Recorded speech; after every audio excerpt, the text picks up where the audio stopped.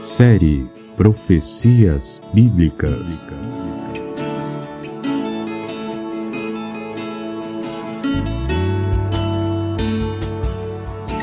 Assim, temos ainda mais firme a palavra dos profetas, e vocês farão bem se a ela prestarem atenção, como a uma candeia que brilha em lugar escuro, até que o dia clareie.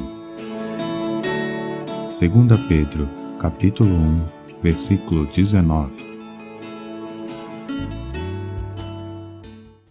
E hoje nós estaremos trazendo mais um estudo da série Profecias Bíblicas. Hoje estaremos trazendo o 6º tema, as 4 bestas e os impérios mundiais.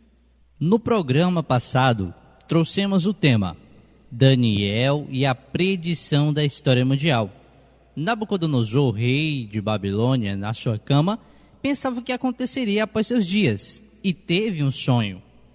Ao profeta Daniel, Deus revelou o sonho e a sua interpretação. Deus, por meio do sonho dado a Nabucodonosor, mostrou uma grande estátua na figura de um homem. Por meio deste sonho, Deus revelou o desenvolvimento político de impérios até os dias da inauguração do reino milenar de Cristo.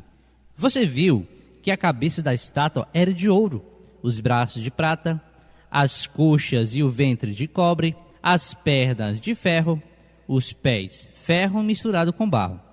Deus, por meio do profeta, deixa claro que cada uma destas partes da estátua representam um império. Mostramos que os pés de ferro e barro representam a divisão do Império Romano e a formação das nações da Europa. Mostramos que estas nações europeias foram responsáveis pela colonização de inúmeros países. Você viu que no sonho, uma pedra cortada sem auxílio de mãos feria a estátua nos pés e esmiuça o ouro, que é o Império Babilônico, representado pela cabeça, e a prata, o Império Medo e Persas, representado pelo peito e braços, o cobre, o Império Grego, representado pelas coxas e o ventre, o ferro, o Império Romano, representado pelas 2 pernas de ferro. Apresentamos em paralelo com a narração profética os registros históricos. Trouxemos alguns detalhes históricos em harmonia com a profecia. Mostramos que aconteceu como Deus mostrou. Após a queda do Império Romano, muitos líderes políticos se esforçaram para unir as nações em um novo império, porém sem êxito. Como a profecia previa, barro e ferro não se ligam. Deixamos claro que o 5º governo mundial será o de Jesus. Ficou claro que não há espaço para o surgimento do governo mundial do anticristo. Estamos vivendo hoje um domínio político onde o poder é exercido por várias nações. E segundo a palavra de Deus, a volta de Jesus se dará neste cenário. Se você não acompanhou a apresentação do programa passado, solicite o áudio, pois nós temos certeza que o seu entendimento será ampliado. Isaías 46, verso 9 ao 10. Lembrai-vos das coisas passadas, desde a antiguidade, que eu sou Deus, e não há outro Deus, não há outro semelhante a mim, que anuncia um fim desde o princípio, e desde a antiguidade as coisas que ainda não se sucederam, que digo, o meu conselho será firme, e farei toda a minha vontade. Nosso tema hoje, as 4 bestas e os impérios mundiais. No estudo passado, nós tivemos a oportunidade de ver a forma usada por Deus para revelar os futuros acontecimentos políticos a Nabucodonosor. E deu ao profeta Daniel, isso nós vemos em Daniel capítulo 2, o privilégio de desvendar e trazer ao rei a revelação dos acontecimentos políticos vindouros, compreendidos desde seu reino até a vinda gloriosa do reino milenar messiânico. E hoje traremos revelações de Daniel 7, as quais, por sonhos e visões, foram dadas ao profeta Daniel. Neste estudo, Deus confirma tudo o que havia mostrado a Nabucodonosor por meio do sonho da grande estátua e acrescenta vários detalhes e um fato novo: o surgimento de poderes políticos e religiosos originado em meio à fragmentação dos impérios. E assim nós vemos que o profeta entende e deixa claro que surgiriam poderes que tentariam extinguir os santos do Altíssimo. As profecias confirmam também que os reinos do mundo hoje, nas mãos dos governantes terrenos, passará a pertencer aos santos do Altíssimo. Daniel 7, versículo 1 ao 3, ele diz assim: no primeiro ano de Belsazar, rei de Babilônia, teve Daniel um sonho e visões da sua cabeça quando estava na sua cama. Escreveu logo o sonho e relatou a suma das coisas. Falou Daniel e disse: eu estava olhando na minha visão da noite, e eis que os 4 ventos do céu agitavam o mar grande, e 4 animais grandes, diferente um dos outros, subiam do mar. O profeta afirma: os 4 ventos dos céus agitavam o mar grande. 4 animais, 4 bestas grandes, diferente umas das outras, subiam do mar. Precisamos nós aqui buscar entender por meio das escrituras o que simboliza em profecia ventos, mar e animais.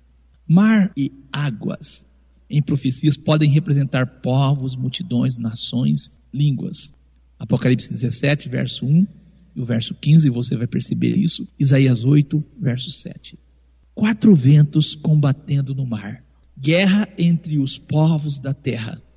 Jeremias 49, verso 35 ao 37, confirma isso. Oséias 13, verso 15 e 16, mostra que ventos é guerra mesmo. Esses grandes animais, que são 4, são 4 reis que se levantarão da terra. Daniel 7, 17, a interpretação está aí. São 4 reis que se levantarão da terra. Daniel 7, verso 2 e 3.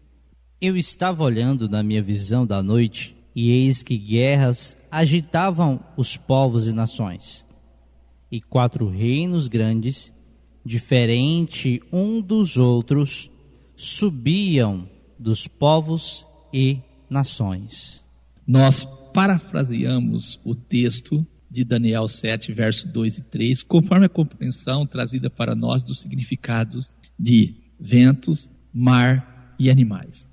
Daniel 7, verso 16 ao 18, Daniel diz assim: cheguei-me a um dos que estavam perto e pedi-lhe a verdade acerca de tudo isto.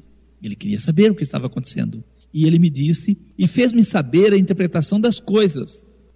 Ele disse: esses grandes animais que são 4 reis que se levantarão da terra. Mas os santos do Altíssimo receberão o reino e o possuirão para todo sempre e de eternidade em eternidade. Eu fico maravilhado sempre porque todas as vezes que as profecias falam e apresentam o domínio dos homens, a organização política dos homens, Deus ele faz questão de dizer que o reino será dado ao povo seu. Isso é maravilhoso. Como sabemos, a profecia é a história contada com antecedência. Sendo assim, a história está em harmonia com os acontecimentos proféticos. Acredito que você já percebeu, como eu já disse, que todas as vezes que Deus fala do reino dos homens, ele deixa claro que apesar de tudo, os reinos do mundo virá sim, será do seu povo. Nós acreditamos nisso e por isso nós oramos constantemente: venha o teu reino. Nesta profecia hoje nós teremos a oportunidade de vermos aqui vários detalhes. Em Daniel 2 nós trouxemos a formação desses 4 reinos, mas aqui nós traremos detalhes importantíssimos que vai nos ajudar a enxergar na história o acontecimento destes fatos. Em Daniel capítulo 7, dos versos 2 ao 4, falou Daniel e disse: eu estava olhando na minha visão da noite, e eis que os 4 ventos do céu agitavam o mar grande, e 4 animais grandes, diferente um dos outros, subiam do mar. O primeiro era como leão, e tinha asas de águia. Enquanto eu olhava, foram-lhe arrancadas asas, e foi levantado da terra, e posto em pé como um homem, e foi-lhe dado um coração de homem. O profeta descreve: o primeiro animal era como um leão, tinha asas de águia. É quase que universalmente reconhecido este leão como a Babilônia, mesmo na história. Enquanto Daniel olhava, as asas foram arrancadas limitando o seu potencial, nós podemos dizer aqui, para futuras conquistas. O profeta diz, ele foi levantado da terra e posto em 2 pés como homem. Ele foi dado mente de homem. Muitos acreditam que isso se refere ao tempo em que Deus julgou Nabucodonosor por seu orgulho, fazendo-o ficar como um animal durante 7 anos. E ele emergiu então com uma nova atitude diante de Deus. Após este acontecimento, Nabucodonosor, que era rei do Império Babilônico, ele disse, no mesmo tempo, tornou a mim o meu entendimento e para a dignidade do meu reino, tornou-me a vir a mim a minha majestade e o meu resplendor. E buscaram-me os meus conselheiros e os meus senhores, e fui estabelecido no meu reino, e a minha glória foi aumentada.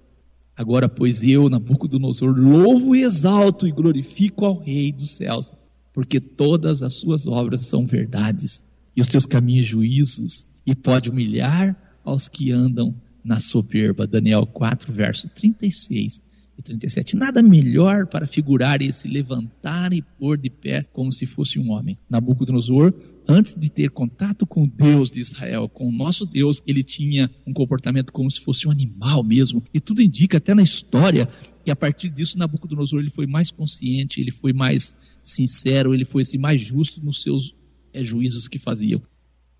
Então, vendo alguns detalhes, nós compreendemos que o primeiro reino, Babilônia, é simbolizado por um leão. Isso já bem claro na nossa leitura e explicações. O profeta Jeremias, prevendo as suas conquistas, declarou: um leão subiu da sua ramada e um destruidor das nações. Olha só, é a compatibilidade, o Espírito Santo revelando a mesma coisa aos profetas. Ele já partiu e saiu do seu lugar para fazer da sua terra uma desolação. Isso está escrito em Jeremias, capítulo 4, verso 7. Nós compreendemos asas. Devem designar rapidez de suas conquistas. Disse o Senhor por meio do profeta Abacuque. Ô ministro, o que foi que ele falou pelo profeta Abacuque? Porque eis que suscito os caldeus. Caldeus está falando do reino de Babilônia. Nação amarga e impetuosa que marcha sobre a largura da terra, para apoderar-se de moradas que não são suas. Horrível e terrível é. Dela mesmo sairá o seu juízo e a sua dignidade. E os seus cavalos são mais ligeiros do que os leopardos, mais espertos do que os lobos à tarde. Os seus cavaleiros espalham-se por toda parte, e os seus cavaleiros virão de longe, voarão como águia, que se apressam a devorar.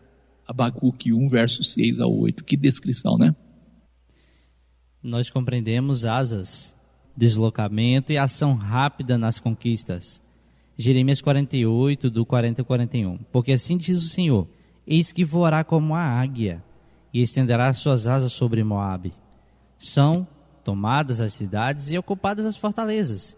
E naquele dia será o coração dos valentes de Moabe como o coração da mulher que está com dores de parto. Aqui nós vemos uma profecia que deixa claro o significado de asas. Babilônia estava localizada numa planície fértil, uns 80 quilômetros ao sul da atual Bagdá. Era uma cidade muito impressionante, com imponentes muralhas duplas e cercada por um canal, parecia impossível invadi-la. Era formosa por seus jardins suspensos, templos de grande majestade, com suas torres. Sem dúvida, foi uma das cidades mais grandiosas da antiguidade. Babilônia nos registros bíblicos, Isaías 47, do 5 a 11. Assenta-te calada e entra nas trevas, ó filha dos caldeus, porque nunca mais serás chamada senhora de reinos. Deus diz: muito me agastei contra o meu povo, profanei a minha herança e os entreguei na tua mão. Porém não usaste com eles de misericórdia, e até sobre os velhos fizeste muito pesado o teu jugo, e disseste: eu serei senhora para sempre. Até agora não te importastes com essas coisas, nem te lembrastes do fim delas. Agora, pois, ouve isto: tu que és dada a prazeres, que habitas tão segura, olha só a descrição ali, que dizes no teu coração: eu sou, e fora de mim não há outra. Não ficarei viúva, nem conhecerei a perda de filhos. Porém, ambas estas coisas virão sobre ti no mesmo dia, perda de filhos e viuvez. Em toda a sua plenitude virão sobre ti, por causa da multidão das tuas feitiçarias e da grande abundância dos teus muitos encantamentos, porque confiaste na tua maldade e disseste: ninguém pode me ver. A tua sabedoria e teu conhecimento, isso te faz desviar, e disseste no teu coração: eu sou, e fora de mim não há outra. Portanto, sobre ti virá o mal, sem que saibas a sua origem, e tal destruição cairá sobre ti, sem que a possas evitar, e virá sobre ti de repente desolação que não poderás conhecer. Quando Deus diz assim: muito me agastei contra o meu povo, profanei a minha herança, Deus está falando do tempo em que o povo, o reino de Judá, esteve na mão cativo de Nabucodonosor. Deus está falando disso, e por isso Deus disse que a Babilônia tratou mal o seu povo, e Deus faria juízo contra a Babilônia. Uns 200 anos antes da derrota de Babilônia, o profeta Isaías predisse tanto o nome do rei persa, que a conquistaria, que nem ainda tinha nascido. O profeta fala até a estratégia ousada. Deus disse por meio do profeta Isaías: assim diz o Senhor ao seu ungido, a Ciro, a quem toma pela mão direita, para abater as nações diante de sua face, para abrir diante dele as portas, e as portas não se fecharão. Isaías 45, verso 1. Os profetas Isaías e Jeremias, eles predisseram que os rios de Babilônia, os canais alimentados pelo rio Eufrates, que servia como um fosso de proteção, se secaria. Jeremias 50, verso 38, a espada virá sobre as suas águas. Espada sair das águas, pode isso? Estas secarão, porque a terra é de imagem de escultura, e os seus moradores enlouquecem por estas coisas horríveis. Isaías 44, verso 27. Que digo à profundeza: seca-te, e eu secarei os teus rios. Que digo de Ciro: é meu pastor, e cumprirá tudo o que me apraz. Dizendo também a Jerusalém: tu serás edificada, e ao templo tu serás fundado. Quando o povo de Israel estava em Babilônia, não havia esperança. Deus havia profetizado que levantaria um rei que concederia ao povo dele liberdade e que daria a oportunidade do povo dele, que estava ali cativo em Babilônia, voltar para suas terras e construir e edificar o templo. E assim, nós temos os registros sagrados que apresentam isso, e a história também apresenta isso. E apresenta esse rei, uns 200 anos antes foi dito dele, o nome dele e a forma. Eles entrariam pelos canais que alimentavam o rio Eufrates. E os historiadores gregos, Heródoto e Xenofonte, confirmam a exatidão profética da Bíblia, mencionando o fato de que os babilônicos estavam se divertindo na mesma noite em que Ciro conquistou a cidade. Isaías 21, versos 5 e 9, Daniel 5, verso 1 e 4, e o verso 30 apresenta isso. Após desviar o rio Eufrates, foi o que eles fizeram, o exército de Ciro, eles entraram na cidade pelos portões abertos, próximo ao rio, encontrando pouca resistência, e em uma noite, a poderosa Babilônia caiu. O profeta Daniel declarou a sentença de Babilônia, Daniel 5, verso 26 e o 27. E o 30, né? Esta é a interpretação daquilo. Mene, contou Deus o teu reino e o acabou. Tekel, pesado foste na balança e foste achado em falta. Pérez, dividido foi o teu reino e dado aos medos e aos persas. Naquela noite foi morto Belsazar, rei dos caldeus. Então ele estava no banquete e de repente ali começa a escrever na parede uma mão, né? Sim. Vai escrevendo, ele fica assim, espantado. Quem não ouviu o estudo passado, pega o estudo passado, lá nós temos mais detalhes a respeito disso, né? E foi dito pelo profeta Daniel, que foi chamado para interpretar o sonho, e diz: passado foi o teu reino e foi dado aos persas. O profeta disse o nome de quem seria o sucessor, o império que sucederia o Império Babilônico. No capítulo 7 de Daniel, os reinos são representados por animais e a divisão de poderes por chifres. Nesse capítulo que nós estamos estudando, o Império Babilônico, representado por um leão com asas de águia, governou por 87 anos, de 626 a.C. a 539 a.C.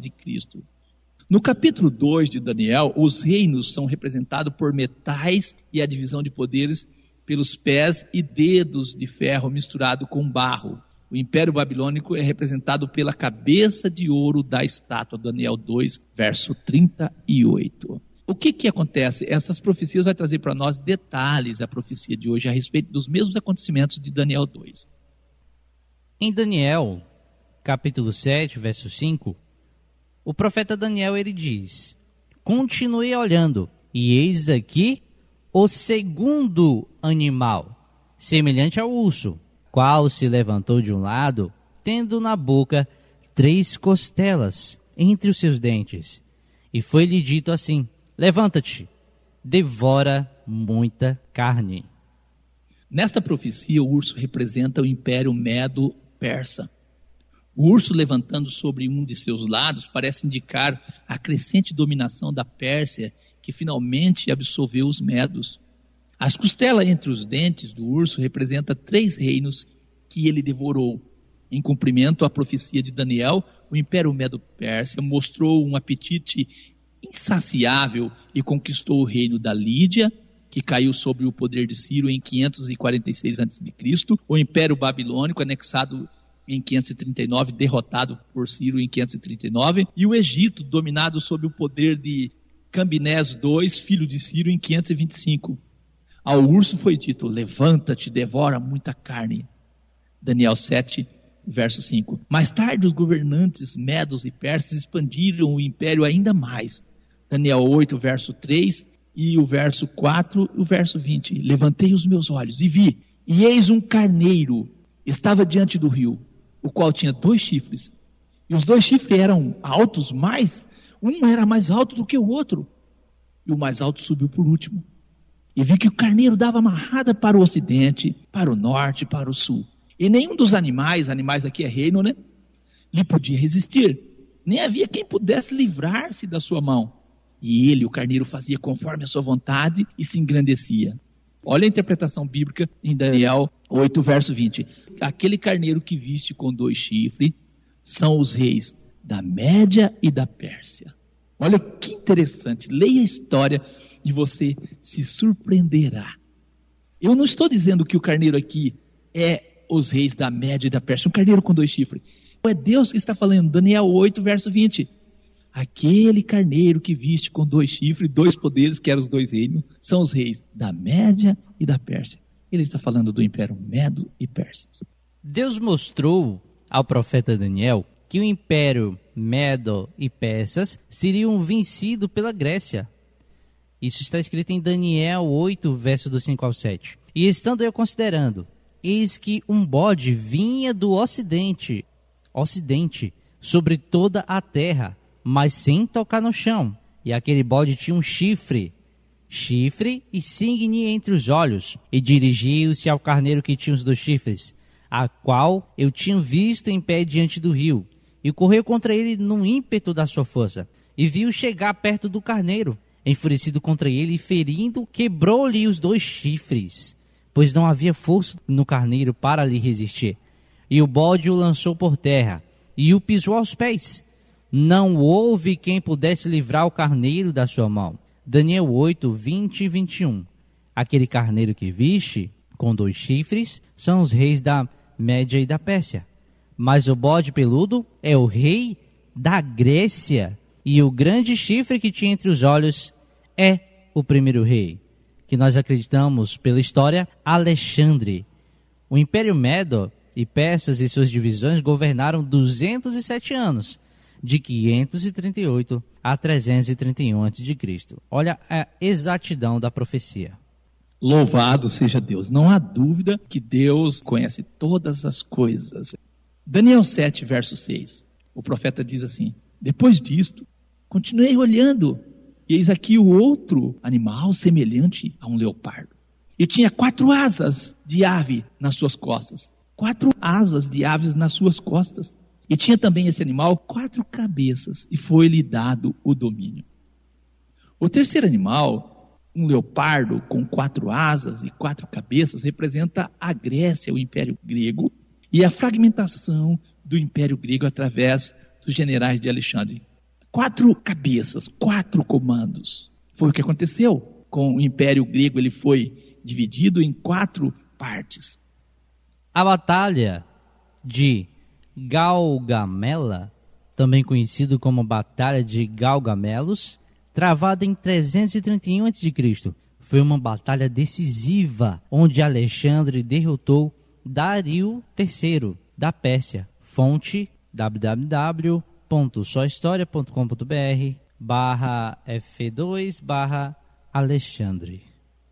Temos que a profecia de Daniel 8, versos 5 ao 7, e a profecia de Daniel 8, versos 20 e 21, aquele carneiro que visse com os 2 chifres são os reis da Média e da Pérsia, mas o bode peludo é a Grécia que venceu eles. A profecia está em harmonia com o relato histórico. A velocidade do leopardo, acelerada por 4 asas, caracteriza com precisão os exércitos da Grécia, comandados por Alexandre o Grande, que conquistou o mundo em aproximadamente 1 década.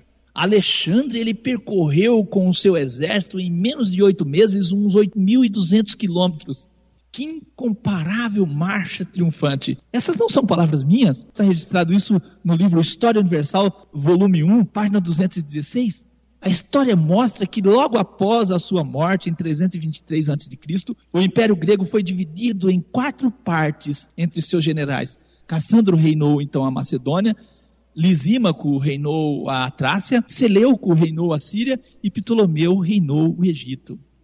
Na época em que Babilônia era o império dominante, Deus revelou ao profeta Daniel que os impérios sucessores seriam o Medo e Pérsia e a Grécia. Além disso, como já citado, a profecia declarou de modo específico que o grande chifre, Alexandre, assim que se tornasse forte, seria quebrado e substituído por outros 4 reinos, o que nós acreditamos ser a fragmentação dos 4 reinos depois de Alexandre. Daniel 8, versos 5 ao 14, bastante atenção. O profeta disse: estando eu considerando, eis que um bode, Império Grego, vinha do ocidente sobre toda a terra, mas sem tocar no chão. Aquele bode tinha um chifre notável entre os olhos. Nós acreditamos aqui ser Alexandre. Dirigiu-se ao carneiro, que é o Império Medos e Persas, porque as profecias indicam que é assim. Esse carneiro que tinha 2 chifres, o qual eu tinha visto em pé diante do rio, correu contra o carneiro e no impeto de sua força.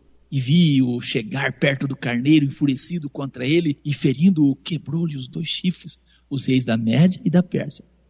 Eu estou lendo aqui as escrituras e trazendo a história. Pois não havia força no carneiro para resistir. E o bode lançou por terra e o pisou aos pés. E não houve quem pudesse livrar o carneiro da mão do bode da sua mão. E o bode, o Império Grego, se engrandeceu sobremaneira, mas estando na sua maior força, aquele grande chifre foi quebrado. A morte de Alexandre ainda jovem. No seu lugar subiram outros 4 chifres também notáveis para os 4 ventos do céu. Cassandro aqui reinou a Macedônia, Lisímaco reinou a Trácia, Seleuco reinou a Síria e Ptolomeu reinou o Egito. E de um deles, da dinastia de Seleuco, saiu um chifre muito pequeno, que a história registra para nós como Antíoco IV, o qual cresceu muito para o sul, para o oriente, para a terra formosa aqui, ó, Jerusalém. E se engrandeceu até contra o exército do céu, e alguns do exército e das estrelas lançou por terra e os pisou. Está falando do que Antíoco fez. E se engrandeceu até contra o príncipe do exército. E por ele foi tirado o sacrifício contínuo, tirado por Antíoco, e o lugar do seu santuário foi lançado por terra. E um exército foi dado contra o sacrifício contínuo por causa da transgressão. E lançou a verdade por terra. E o fez e prosperou. Depois ouvi um santo que falava. E disse outro santo àquele que falava: até quando durará a visão do sacrifício contínuo e da transgressão assoladora, para que sejam entregues o santuário e o exército, a fim de serem pisados? E ele me disse: até 2.300 tardes e manhã, e o santuário será purificado. Cooperador Giliardi, é impressionante a profecia. A profecia diz que o santuário de Jerusalém, o templo, seria profanado por um rei da dinastia de Seleuco, né? Sim. É muito claro. Que impressionante. Então, do Império Grego, surgiria 4 reis, e um desses reis, que era Seleuco, ele construiria assim uma dinastia chamada os Seleucidas, né? E surgiria Antíoco IV, que profanaria o templo, e a história registra isso. Daniel 8, verso 1 e o 20 ao 24. No ano terceiro do reinado do rei Belsazar, apareceu-me uma visão. A mim, Daniel, ouça a interpretação que o anjo deu à visão. Aquele carneiro que viste com 2 chifres são os reis da Média e da Pérsia, mas o bode peludo é o rei da Grécia. E o grande chifre que tinha entre os olhos é o primeiro rei. Quando foi quebrado, levantando-se 4 em lugar dele. Significa que 4 reinos se levantaram da mesma nação, mas não com a força dele. Mas no fim do seu reinado, quando acabarem os prevaricadores, se levantará um rei feroz, de semblante, e será entendido em adivinhações, e se fortalecerá no seu poder, mas não pela sua própria força, e destruirá maravilhosamente e prosperará, e fará o que lhe aprouver, e destruirá os poderosos e o povo santo. Então, segundo a profecia, o poder que Antíoco exercia aqui não era dele, era um poder maligno. Sim. Satanás queria destruir o povo santo. Satanás queria destruir Israel. Sempre foi um propósito de Satanás destruir Israel.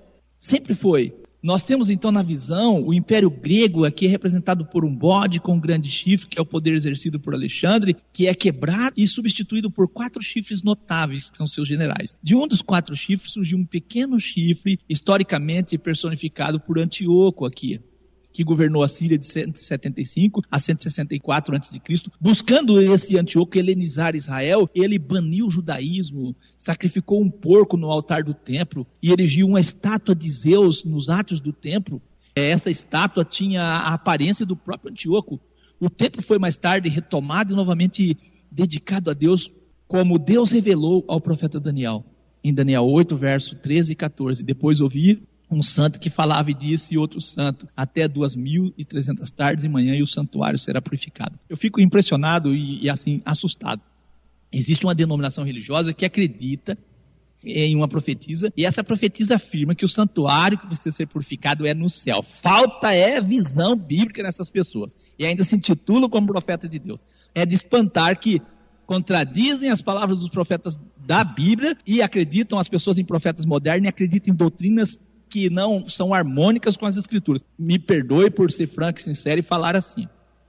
Alexandre ascendeu ao trono da Macedônia aos 20 anos de idade, no ano 336. As profecias bíblicas predisseram a conquista veloz do Império Medo-Persa e de outras nações. Por exemplo, a ascensão da linhagem macedônia ou grega dos governantes mundiais foi predita em Daniel 7, verso 6. Sob o símbolo de um leopardo com 4 asas de ave.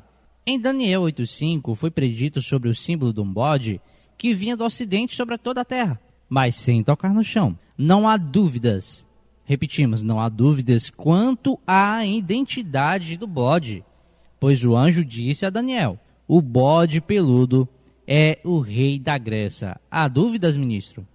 Não há como ter dúvida. Daniel 8:21, foi o que eu li. Deus ele deu ao profeta Daniel informações antecipadas sobre a ascensão e a queda de impérios mundiais. Entre os anos 618 e 535 a.C., Daniel ele recebeu de Deus profecias a respeito da ascensão da Grécia como potência mundial em substituição ao Império Medo-Pérsia. E os profetas mencionavam essas coisas. Daniel 8 fala de um bode e tal, que engrandeceu sobremaneira, estando na sua maior força, aquele grande chifre que era Alexandre foi quebrado. No seu lugar subiram 4, que são seus generais. Isso é muito importante. Daniel 8, verso 8, Daniel 8, verso 22. A profecia se cumpriu em detalhes. Alexandre se tornou rei em 336 a.C. e num período muito curto, de 7 anos, ele derrotou o império poderoso, o rei persa Dário III, que era o Império Medo-Persa. Depois Alexandre continuou a expandir o seu império até 323 a.C., quando morreu prematuramente aos 32 anos de idade. Ninguém sucedeu Alexandre como governante absoluto e nenhum descendente seu assumiu o poder, como já mostramos. Na verdade, seus 4 líderes mais importantes, que nós já citamos o nome, Lisímaco, Cassandro, Seleuco e Ptolomeu, se proclamaram reis por conta própria e assumiram o império. Isso está relatado num livro chamado Era Helenística. O poder exercido por Seleuco, um dos 4 generais de Alexandre, formou estados seleucidas, helenistas, que existiu após a morte de Alexandre o Grande da Macedônia, cujos generais entraram em conflito pela divisão do seu império, entre 323 a 64 a.C. Existiram mais de 30 reis da dinastia seleucida. E a história vai registrar para nós a tentativa de Seleuco em unificar o Império Grego. Sempre houve os homens querendo unificar, mas a própria Escritura diz que isso não ia acontecer. Barro e ferro não mistura. A extensão do reino seleucida, que cobriu desde o Mar Egeu até o atual Afeganistão, trouxe uma multidão de povos, gregos, persas, medos, sírios, judeus, indianos, entre outros. Sua população total naquela época foi estimada entre 35 milhões de habitantes, ou seja, 15% da população mundial na época, em que era o maior e mais poderoso reino do mundo. Seus governantes mantinham uma posição política cujo interesse era salvaguardar a ideia de unidade racial introduzida por Alexandre. Em 313 a.C., os ideais helênicos disseminados por filósofos, historiadores, oficiais, em reservas e casais de casamento interracial, provindo do vitorioso exército macedônio, havia começado sua expansão de quase 250 anos nas culturas do Oriente Médio e da Ásia. Eu digo aqui Ásia Central. O esqueleto estrutural da forma de governo consistia em estabelecer centenas de cidades para trocar a ocupação. Muitas cidades começaram e foram induzidas a adotar não só o pensamento filosófico, como também sentimentos religiosos e políticas de natureza helênica. A tentativa de sintetizar o helenismo com culturas nativas e diferentes correntes intelectuais resultou em sucessos de tamanho ou natureza diferentes, tendo como consequência a paz e rebeliões simultâneas que aconteceu em diferentes partes do reino seleucida. Eu estou lendo o artigo de origem Wikipédia, Enciclopédia Livre. Nós vemos aqui a tentativa de trazer um poder religioso também para dominar o mundo, né? E é isso que Satanás tenta, dominar os homens por meio da religião. Não existe domínio mais forte do que o domínio por meio da religião. O profeta Daniel recebeu de Deus, no capítulo 2, verso 43, quanto ao que viste do ferro misturado com um barro de lodo, misturar-se-ão com sementes humanas, mas não se ligarão um ao outro, assim como o ferro não se mistura com barro. Nós vemos aqui que eles fizeram casamentos e não conseguiu juntar os povos. Nem a dinastia seleucida conseguiu isso. A história mostra que os reinos que se formaram a partir do poder exercido pelos 4 generais de Alexandre foram vencidos pelo Império Romano. A Guerra Romano-Seleucida, conhecida também como Guerra Romano-Síria, Guerra Síria ou Guerra de Antíoco, foi um conflito militar entre 2 coalizões lideradas respectivamente pela República Romana e pelo Reino Seleucida. A guerra se desenrolou entre 192 e 188 a.C., nos territórios da Grécia e da Ásia Menor. Roma existia como república, mas não como império. E como república, Roma começa a minar o poder dominante daquela época. E nós vamos ter outro reino que foi descendente ali de Ptolomeu, que é o Ptolomaico. Quer falar um pouco dele? O reino ptolemaico era um reino helenístico, Aquela cultura de disseminar filosofia, entre outras coisas, baseado no Egito. Foi governada pela dinastia ptolomaica, que começou com a ascensão de Ptolomeu I Sóter, após a morte de Alexandre o Grande em 323 a.C., e que terminou com a morte de Cleópatra VII, e a conquista romana em 30 a.C. Cleópatra VII foi rainha do Egito. Houve uma guerra, os romanos dominaram ali em 30 a.C. Também a Batalha de Corinto, também chamada de Saque de Corinto, ou Cerco de Corinto, foi travada entre a República Romana e as forças da antiga cidade grega de Corinto e seus aliados da Liga Aqueia, em 146 a.C., que resultou na destruição completa da cidade. Esta batalha marcou o fim da independência grega e o início da dominação romana na história grega. O Império Grego, então, por meio de Alexandre e seus 4 generais, governaram por 163 anos, de 331 a.C. a 168 a.C. Daniel, capítulo 7, verso 7. O profeta Daniel disse: depois disto eu continuei olhando nas visões da noite, e eis aqui o 4º animal, terrível e espantoso, e muito forte, o qual tinha dentes grandes de ferro. Ele devorava e fazia em pedaços, e pisava aos pés o que sobejava. Era diferente de todos os animais que apareceram antes dele, e tinha 10 chifres. Daniel 7, verso 16 ao 20, o profeta Daniel disse, ao ver esse animal, desse jeito, um animal terrível, espantoso, com chifres, 10 chifres, Daniel ficou impressionado. O profeta Daniel, lá no capítulo 7, verso 16 ao 20, está registrado, o profeta Daniel disse, cheguei-me a um dos que estava perto e pedi-lhe a verdade acerca de tudo isto. E ele me disse, e fez-me saber a interpretação das coisas. Esses grandes animais, que são 4 reis que se levantarão da terra. Mas os santos do Altíssimo receberão o reino e o possuirão para todo sempre, de eternidade em eternidade. Então Daniel diz, eu tive o desejo de conhecer a verdade a respeito do 4º animal, que era diferente de todos os outros, muito terrível, cujos dentes eram de ferros e as suas unhas de bronze, que devorava, fazia em pedaços e pisava aos pés o que sobrava. E também a respeito dos 10 chifres que tinha na cabeça. Daniel queria saber. Era terrível, forte, violento. Isso identifica perfeitamente o Império Romano. As 10 pontas significam os fragmentos do potente reino, a divisão depois de 477, a saber, hunos, francos, burgúndios, anglo-saxões, visigodos, suevos, lombardos, vândalos, érulos e ostrogodos. Segundo o Alvurd, ele diz, o Império Romano foi sem escrúpulos e implacável na destruição de civilizações e povos, matando cativos aos milhares ou vendendo-os como escravos a centenas de milhares. E isso vemos nessa frase muito bem figurado. Uma frase fora da Escritura, confirmando a Escritura, né, ministro? Amém. Daniel 7, verso 23, o 4º animal, que nós identificamos na história como sendo o Império Romano, será o 4º reino na terra, o qual será diferente de todos os reinos. A história registra isso. O Império Romano foi diferente de todos os reinos.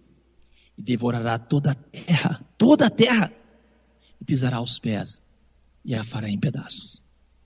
Daniel 7, verso 24, quanto aos 10 chifres daquele mesmo reino, quer dizer, do Império Romano, se levantarão 10 reis. É impressionante a história, né? Grécia Romana é o período da história da Grécia após a vitória romana sobre os coríntios na Batalha de Corinto, em 146 a.C., por Paul Cartledge, né? Esse nome aí, em 2009. Em 31 a.C., César Augusto, filho adotivo de César, morto por conspiradores ainda em 44 a.C., foi nomeado o primeiro imperador de Roma. O ápice do império, contudo, ainda estava por vir, como diz o próprio cognome, o governo de Trajano, o Conquistador. O cognome é o Conquistador. Foi marcado esse governo dele por diversas e bem-sucedidas campanhas militares. No ano 117 depois de Cristo, suas vitórias levaram Roma à sua maior extensão territorial, com quase 50 milhões de pessoas vivendo em terras sob o seu comando, por Danilo César Cabral, o historiador. Gigante repartido. Numa tentativa de resolver problemas administrativos e militares do imenso império, no ano 286, o soberano Diocleciano o repartiu em 2, mantendo o posto de imperador soberano. Diocleciano ficou no comando do lado oriental, deixando o general Maximiliano como líder do reino ocidental.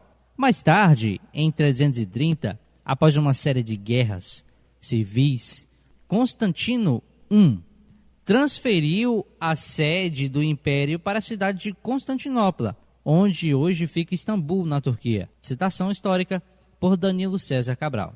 Olha que interessante.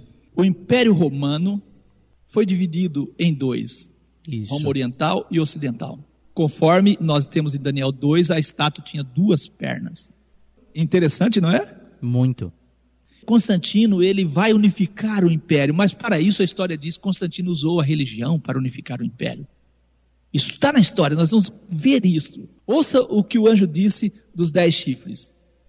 E quanto aos 10 chifres daquele mesmo reino, né, Império Romano, se levantarão 10 reis. Daniel 7, 24. Quais foram esses reis? Os anglo-saxões, hoje Inglaterra, os alamanos, hoje Alemanha, os francos, hoje França, os burgundos, hoje Suíça, os suevos, hoje Portugal, os vândalos, que hoje é a Itália, os visigodos, hoje que é a Espanha, os lombardos, os érulos e os ostrogodos foram destruídos, conforme a visão. Daniel 7, 24, como os dedos da estátua do sonho de Nabucodonosor, os 10 chifres indicam também a fragmentação do Império Romano. Daniel 7, 24, e você vai ter ali os dedos em Daniel 2. Em 376, após cruzar o rio Danúbio, os visigodos invadem o território romano. Aqui nós vamos começar a mostrar a fragilidade de Roma e quando Roma perde a soberania sobre o mundo. Em 410, os bárbaros avançam pela Itália e saqueiam a cidade de Roma. Em 476, o Império Romano do Ocidente cai com a deposição do último imperador Rômulo Augusto. Isto está registrado por Danilo César Cabral. Os angros e saxões angro é um termo moderno que se refere a um povo germânico cujo nome deriva da antiga região de Anglia. Os angros foram um dos maiores grupos que fixaram na Britânia após a queda de Roma, fundando vários dos reinos da Inglaterra, anglo-saxões, né? Instalando-se na Anglia Oriental, Mércia e na Nortúmbria, no século V. Seu nome deu origem ao nome Inglaterra. Isso você pode encontrar na Wikipédia, Enciclopédia Livre. Os francos formavam uma das tribos germânicas que adentraram o espaço do Império Romano a partir da Frísia como federados e estabeleceram um reino duradouro na área que cobre a maior parte da França nos dias de hoje e na região da Francônia, na Alemanha, formando a semente histórica de ambos esses países modernos. Origem, Wikipédia, Enciclopédia Livre. Os burgúndios professavam o arianismo. O arianismo era uma crença contra a doutrina da Trindade. Mas durante o período de permanência em terras francesas, muitos deles se converteram ao catolicismo. A religião foi fator de conflito com os povos do local e também com os romanos em algumas ocasiões, por Antônio Gasparetto Júnior. Os suevos foram um grupo de povos germanos, parte dos quais migraram à Espanha durante as invasões bárbaras. Fundaram um reino na antiga província romana da Galécia, que duraria entre 409 e 585 d.C., data em que foi anexado pelos visigodos. Origem, Wikipédia. Os vândalos eram uma tribo germânica oriental que penetrou o Império Romano durante o século V, entrando na Gália, atravessando a Ibéria e conquistando o norte da África, onde criaram um estado, estabelecendo sua capital em Cartago, né? Uma antiga cidade fenícia que fora ocupada pelos romanos desde o fim da Guerra Púnicas. Nós temos os visigodos também. Foram um de 2 ramos em que se dividiram os godos, um povo germânico originário do leste europeu, sendo o outro os ostrogodos. Ambos pontuaram entre os bárbaros que penetraram o Império Romano tardio no período das migrações. Após a queda do Império Romano no Ocidente, os visigodos tiveram um papel importante na Europa nos 250 anos que se seguiram, particularmente na Península Ibérica, onde substituíram o domínio romano da Espanha, de 518 até 711, né? Data da invasão muçulmana. Os lombardos, ou longobardos eram os povos germânicos originários da Europa setentrional, que colonizou o Vale de Danúbio e a partir dali invadiu a Itália bizantina em 568 sob a liderança de Alboino. Lá estabeleceram um reino lombardo, posteriormente chamado de Reino Itálico, que durou até 774, quando foi conquistado pelos francos. Sua influência na geografia política italiana fica evidente na denominação regional de Lombardia, né? Muita gente ouviu falar esse nome muitos esses dias, né? Os ostrogodos eram um ramo dos godos, povo germânico que, segundo Jordanes, surgiam na região meridional da Escandinávia. Esse povo originalmente era um povo unificado, mas acabou por dividir-se em dois ramos, visigodos e ostrogodos. Nenhuma outra fonte primária menciona esta longa migração que poderia ter se iniciado no Báltico ou no Mar Negro, e é possível que os godos tenham se desenvolvido como um povo distinto dos demais bárbaros nas fronteiras do Império Romano. Os godos, segundo Jordanes, se distinguiam por usarem escudos redondos e espadas curtas e obedecerem fielmente a seus reis. Nós estamos falando da divisão do Império Romano, por isso estamos trazendo esses fatos históricos. Daniel 7:24 diz assim: e quanto aos 10 chifres, daquele mesmo reino se levantaram 10 reis. Os chifres aqui, ele está dizendo que são 10 reis que se levantariam do Império Romano. A história confirma isso. Chifres, pontas ou chifres são reis ou reinos menores. E assim nós vimos vários reinos. Daniel 7, verso 23, o anjo disse ao profeta: o quarto animal será o quarto reino na terra, o qual será diferente de todos os reinos, devorará toda a terra, pisará os pés e fará em pedaços. O Império Romano durou 5 séculos, começou em 27 a.C., Roma começa em 27 a.C. e termina ali em 476, com a posição de império, estendia-se do rio Reno para o Egito, chegava à Grã-Bretanha e à Ásia Menor. Assim, estabelecia uma conexão com a Europa, a Ásia e a África. Este dado está https www.todamateria.com.br/persa Juliana Bezerra, professora de História. A parte ocidental do Império Romano fragmentou-se em definitivo a partir de 476, quando o último rei Rômulo Augusto foi destituído do trono por Odoacro, rei dos Érulos. Com isso, as terras na Europa Ocidental foram ocupadas pelos povos germânicos, que eram os bárbaros, e formaram pequenos reinos, como diz o profeta no capítulo 7, verso 24 de Daniel, que formaria reinos pequenos. Pontas e chifres são reinos menores, Daniel 7, verso 24. E quanto aos 10 chifres daquele mesmo reino, se levantarão 10 reis, e depois deles se levantará outro, o qual será diferente dos primeiros e abaterá a 3 reis.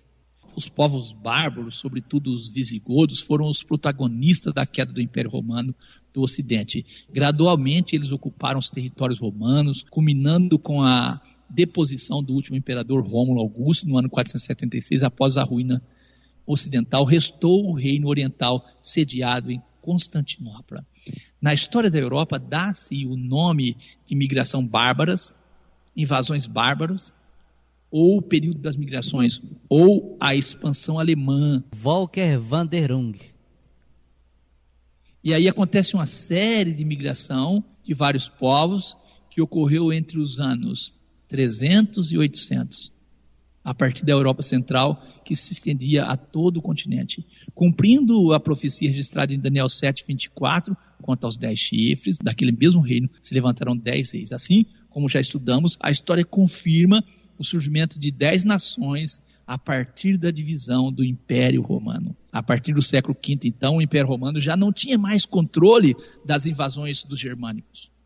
E em 409 e 429, a Itália, Espanha e a Gália foram invadidas por inúmeros povos. Roma foi saqueada pelos visigodos em 410 e pelos vândalos em 455. Os vândalos posteriormente migraram para a Península Ibérica, e depois para o norte da África.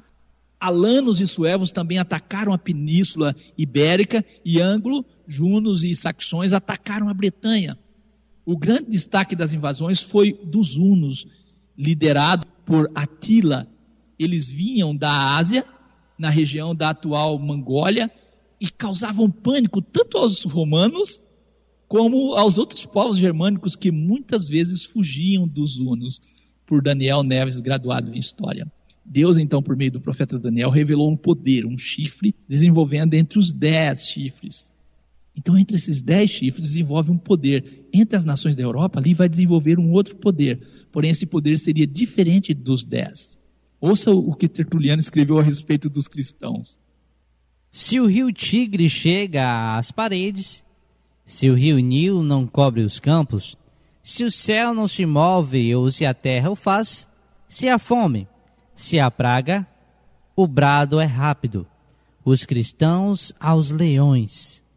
Escreveu Tertuliano a respeito dos cristãos, pois eram apontados como culpados por tudo o que acontecia de errado no Império Romano. Olha só.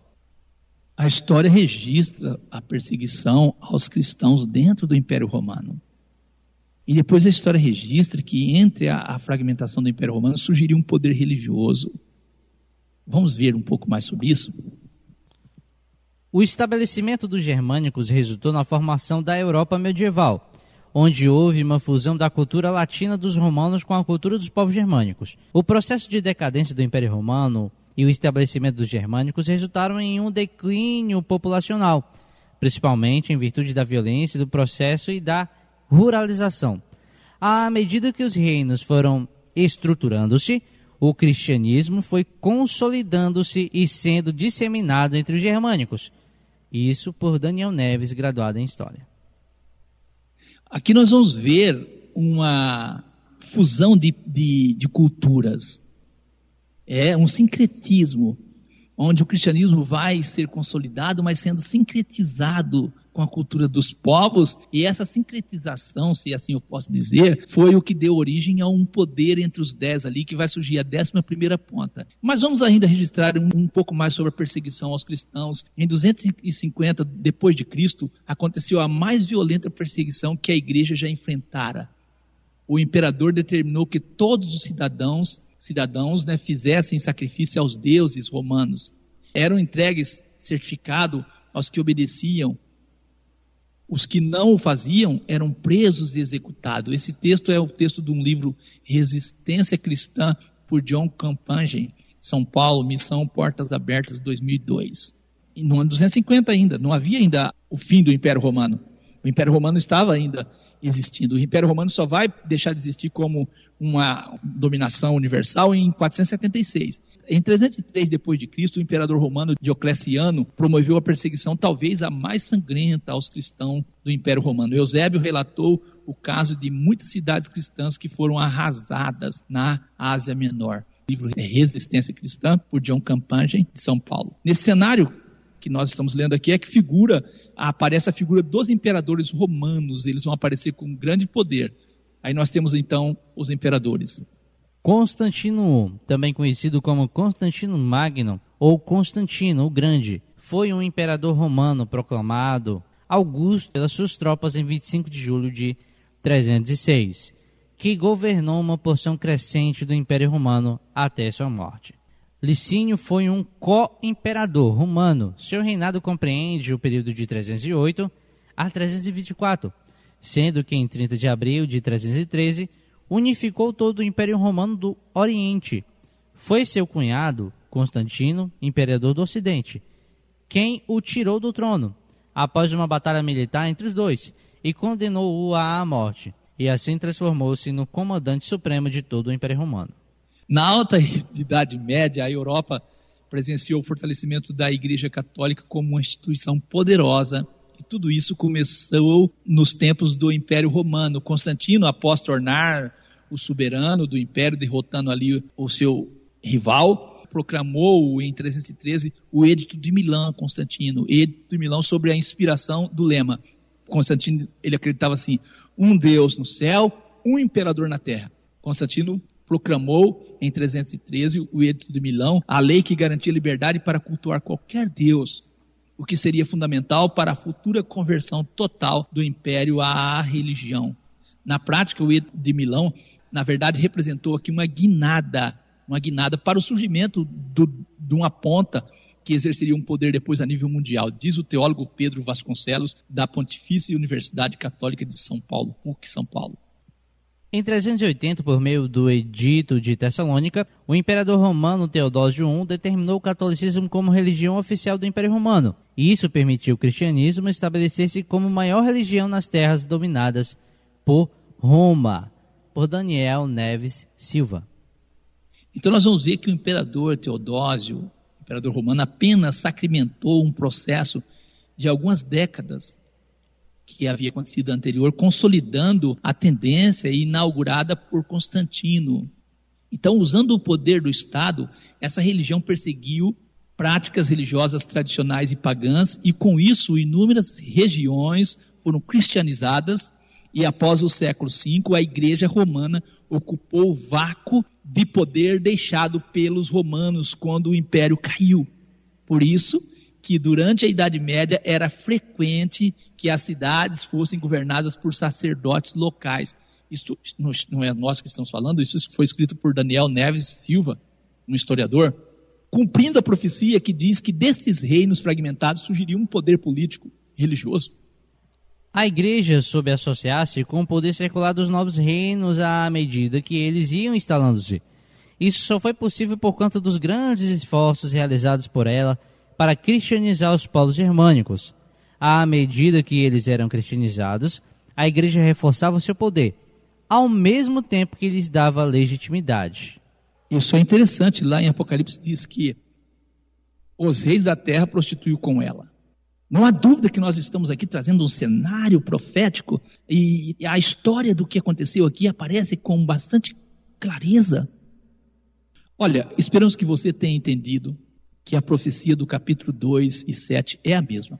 Porém, no capítulo 7 nós temos mais detalhes que nos auxilia na interpretação correta da mesma. Em meio a todo o domínio dos homens, aguardamos nós o cumprimento de Daniel 7, 27. E os reinos, e o domínio, e a majestade dos reinos debaixo de todo o céu serão dados ao povo dos santos do Altíssimo. E o seu reino será um reino eterno. E todos os domínios servirão e lhe obedecerão. Daniel 7, verso 19 ao 21. Então tive desejo, Daniel diz, de conhecer a verdade a respeito do quarto animal, que era diferente de todos os outros, muito terrível, cujos dentes eram de ferro e as suas unhas de bronze, que devorava, fazia em pedaços e pisava aos pés o que sobrava. Também a respeito dos 10 chifres que tinha na cabeça, ele queria saber, e do outro chifre que subiu diante, do qual caíram 3. Esse chifre que nós já começamos a falar, que era um poder político e religioso, destrói 3 poderes. Daniel continua, isto é aquele chifre que tinha olhos, um chifre que tinha olhos e uma boca, e que falava grandes coisas, e cujo parecer esse chifre era mais robusto do que os dos seus companheiros. Quer dizer, um poder que existe entre as 10 nações da Europa ali, mas que é muito mais forte, muito mais poderoso, que era o poder político e religioso. E Daniel, nosso irmão, diz, eu olhava, e eis que esse chifre fazia guerra contra os santos e prevaleceu contra eles. Nós já identificamos por meio da profecia e da história o Império Romano como o quarto animal. A história confirma o surgimento de uma igreja a partir do Império Romano, de um poder político e religioso a partir do Império Romano.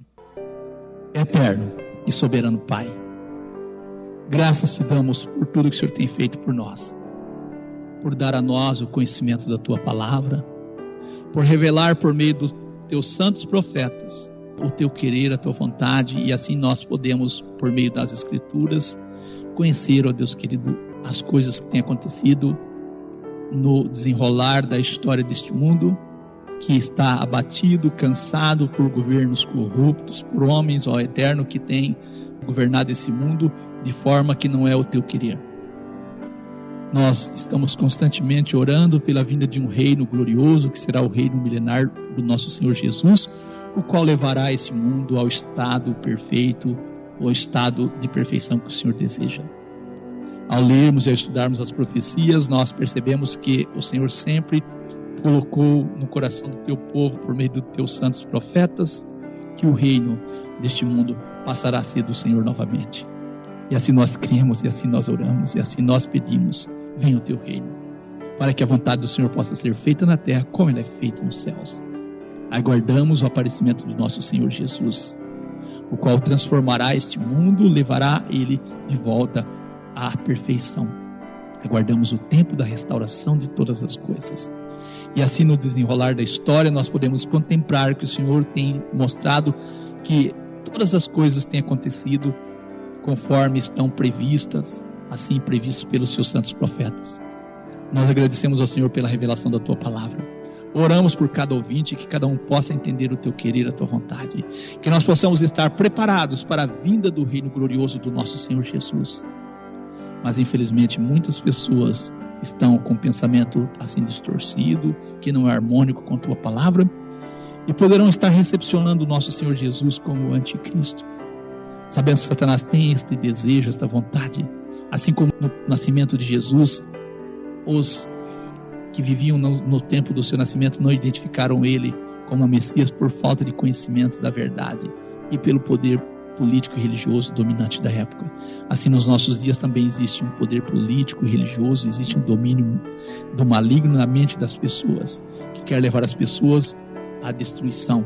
E para isso não querem que compreendam a verdade, porque só a verdade tem poder de libertar. Nós agradecemos ao Senhor por mais um programa. Oramos por cada ouvinte, por cada pedido de oração. Estendo suas mãos sobre cada vida, atendendo a necessidade de cada um, auxiliando naquilo que cada um precisa, dando graça, dando força, dando ao Senhor discernimento espiritual, encorajamento para que possam tomar decisão ao teu lado. Assim nós agradecemos no nome santo de Jesus o Cristo por tudo. Em nome de Jesus somos gratos ao Senhor por tua palavra nesta manhã. Assim nós agradecemos em nome de Jesus. Amém.